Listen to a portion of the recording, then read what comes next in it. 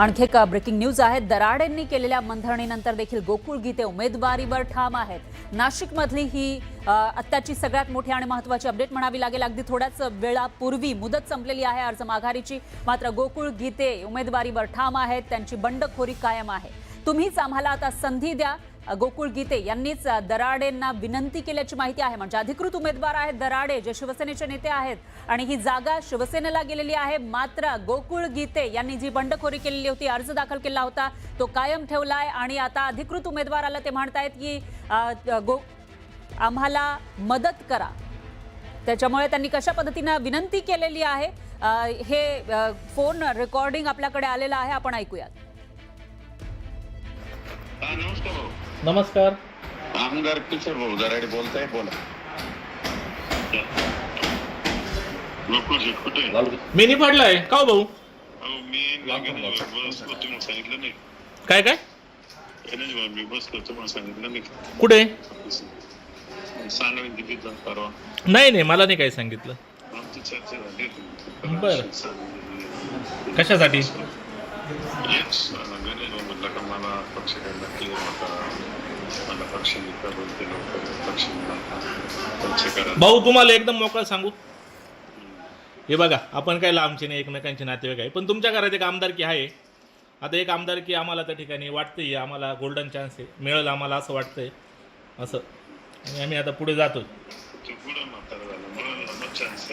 मी म्हातारा नाही झालो, पण ही निवडणूक 6 वर्षांनी येते। ऑलरेडी मागच्या 1.5 वर्षापूर्वीच आमची एक संधी गेली आहे आणि ही संधी परत येणार नाही।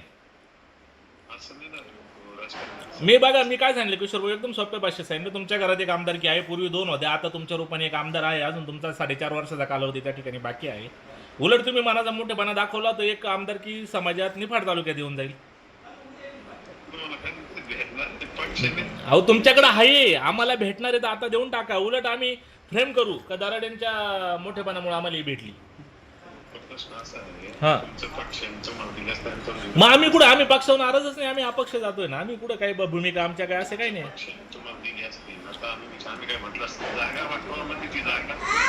भाऊ मी तुमच्या पुढे बोलू शकत नाही, तुम्हाला माहिती आहे तुम्ही मोठे आहात माझ्यापेक्षा, पण तुम्ही पण थोड्या भावाने समजून घ्या का आम्हाला पण त्या ठिकाणी चान्स मिळाला पाहिजे।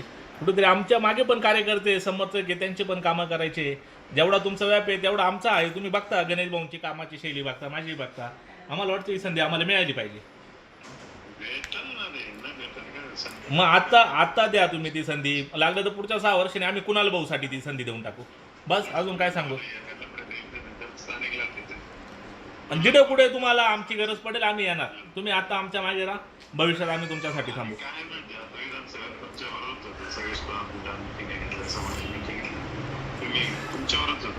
मग आता ही संधी परत एकदा आम्हाला द्या, भविष्यात आम्ही तुमच्यासोबत कायम राहू आणि आपल्या ऋणानुबंध कायम राहतील।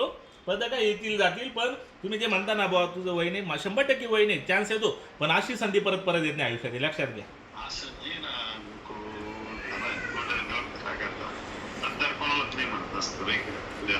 हे बघा भाऊ 100% त्या गोष्टी कुठे जात नाही, पण मतदारांना उपलब्ध असणारा पण माणूस लागतो एक, हे लक्षात घ्या।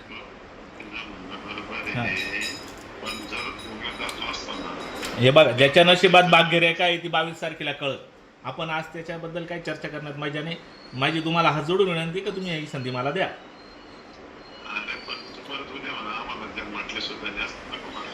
नाही नाही नाही, आम्ही कधी म्हणणार नाही असं, मी कोणाजवळ बोललो पण नाही। आम्ही ठरवलंय, म्हणजे मी गणेश दादाला लागलो होता तू लढ, पण त्याची मानसिकता आता तू म्हणे मला पक्षापुढे जाता येणार नाही आणि मी थांबवू शकत नाही।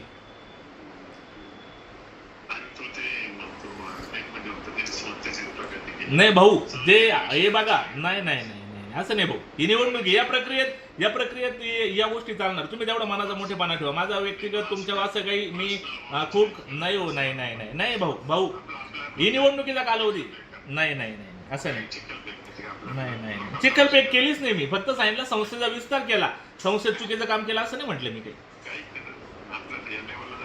ठीक आहे भाऊ, ठीक आहे, काही विषय नाही, चालेल भाऊ, चालेल, ठेवू का?